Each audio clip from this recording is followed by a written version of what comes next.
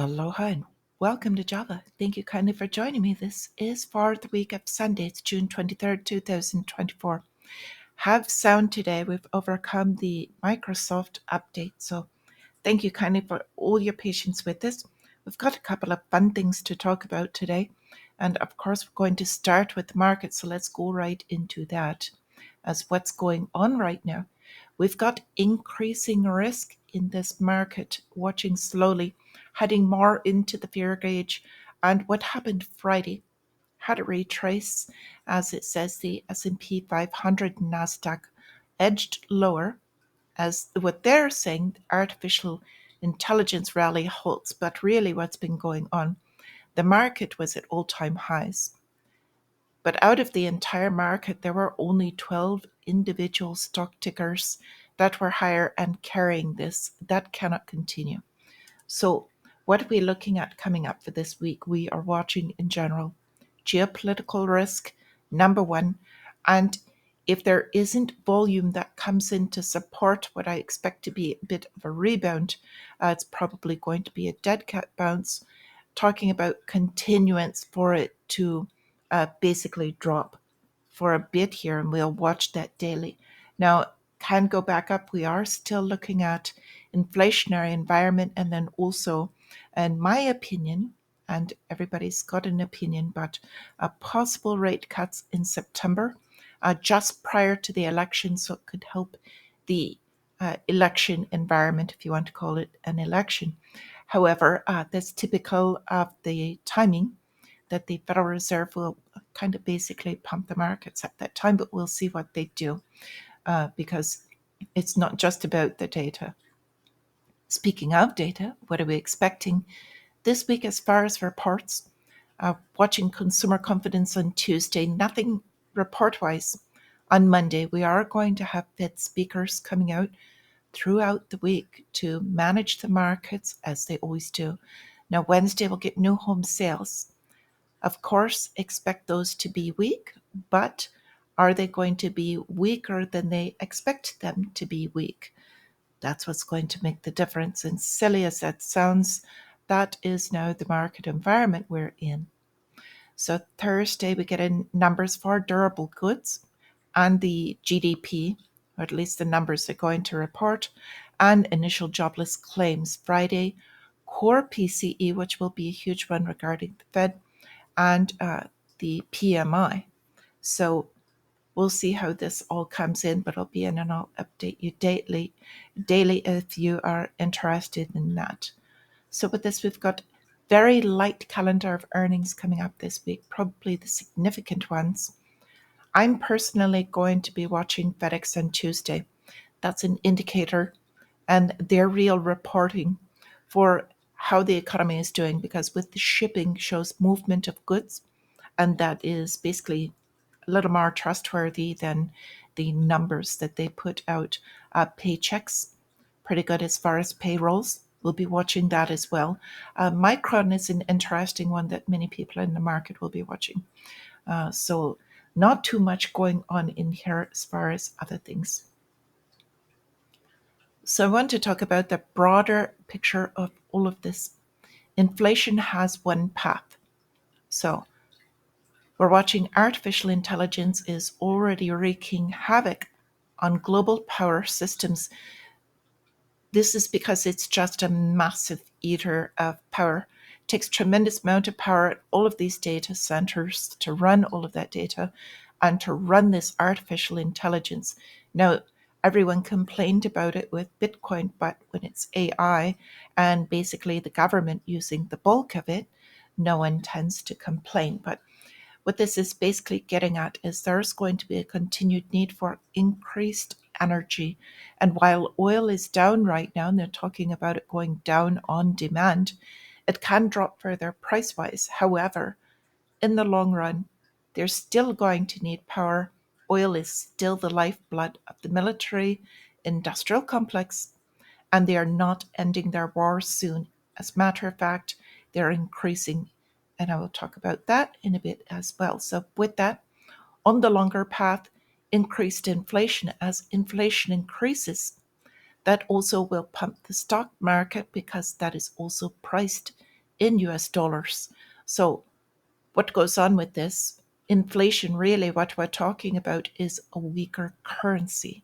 So instead of saying we're getting more inflation, we could say we're getting a weaker currency. And all we have to do is look at a comparison of other countries instead of thinking in the US dollar terms. Japan, their inflation picks up, or their currency got weaker. And this is backing the case for Bank of Japan rate hike. I don't think they're going to hike their rates. I think they're doing other things as far as selling off bonds and other things. They are on alert for currency manipulation from the United States. That's basically another war, is currency war. Go over to the opposite side of this. We've got Argentina. Now, the new government there basically is putting a lot of pain into the uh, basically their real economy. But with that pain, it's strengthening in the longer run, and it's strengthening their currency. So their inflation is slower as their currency is strengthening, and their economy is actually recovering slowly but surely. So that's since he took power, basically. So when we look at all of this, we've got currency devaluation does increase trade wars. So we've got the story on the table here that they're all talking about behind the scenes. China and European Union agree to hold talks on the electric vehicle EV tariffs. So China, that basically with their currency, they can lower their prices. They're selling their vehicles cheaper than the European Union can afford to put out their cars at. And why do they have to do this? European Union with Germany, because they're talking about having to pay 7% price increases, labor increases, higher wages. This drives up the pricing of their production. And so when China comes in with a lower priced vehicle, this causes trade war because everyone purchases the less expensive vehicle, and they cannot, then their economy locally basically tanks because the local vehicles are not selling. So enough that the heads of state are going to have a chat with them. Now, the interesting thing is if you read the news from the other perspective, they are very positive about all of these talks with the tariffs, and that they're going to hold very productive trade agreement speeches. So what that tells me is they know basically China has the upper hand in this. So Europe is going to have to come out hat in hand, so to speak, and give in a bit to China as far as these trade agreements. So what's going on with the real economy in the United States? They're saying how wonderful it is. And I've heard quite a few stories saying, oh, well, it's not really that bad. That's just because there's a swing in politics. And depending on your political view, depends on how you see the economy. I don't agree with that. We are watching more stores close than ever. We've got word from Big Lots. They're another large retail chain looking to sell their remaining real estate. They've been dumping their assets and again selling their real estate, and they will rent back, lease back opportunities. As more and more companies do this, crushes real estate even more as more of it comes onto the market. So that's going to have a ripple out effect. So we've also got these stories coming out. Vehicles, again, they are the target sector. Right now, they're hurting massively. Cars, repossessions, not selling.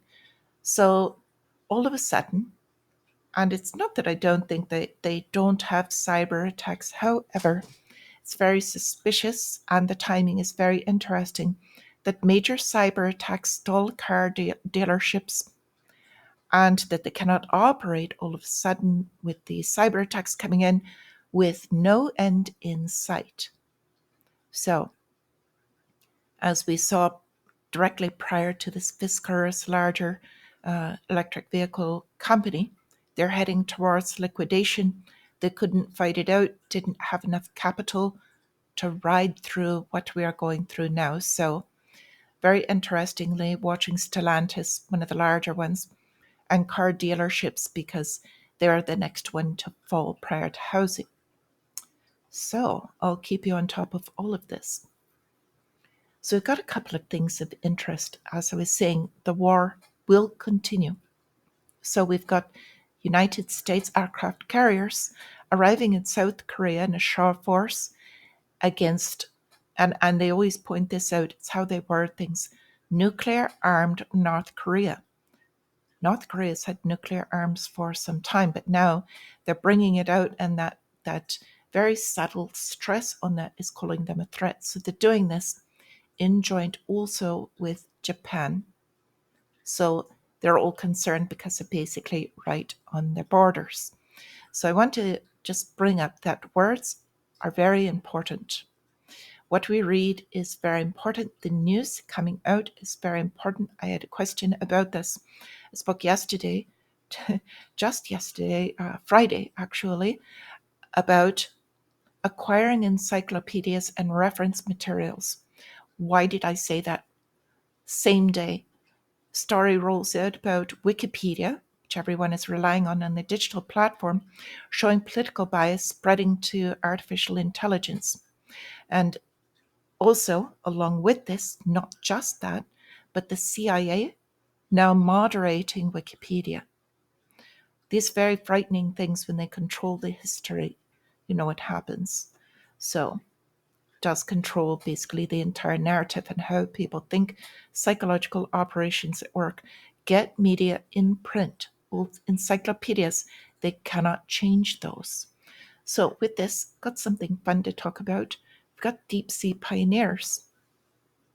Caltech has come out with jellyfish. It's a biohybrid. So the robots, and they're basically collecting data in the oceans. How does this work? It's basically animal material, and then they've got controllers and electrodes that they put into these so that they can swim around in the ocean and collect this data and get it back to it. So with this, I just want to always bring up things that keep your mind open, keep thinking. What else could they do with biohybrids? They've got, if you see up here in the upper left, these are robots. Now this is enlarged so you can see a bit more of the detail because they look much more realistic every day. And at the head of the conference, they just had, basically this was in China the other day, and they showcased artificial intelligence robots. So they're using these basically hybrids in the animal world collecting data. What will they be doing soon? Just a thought. So, with this, my friends, I just want to wish you a great rest of your weekend and remind you all, please become self sufficient if you can. Till I see you again, and stay free.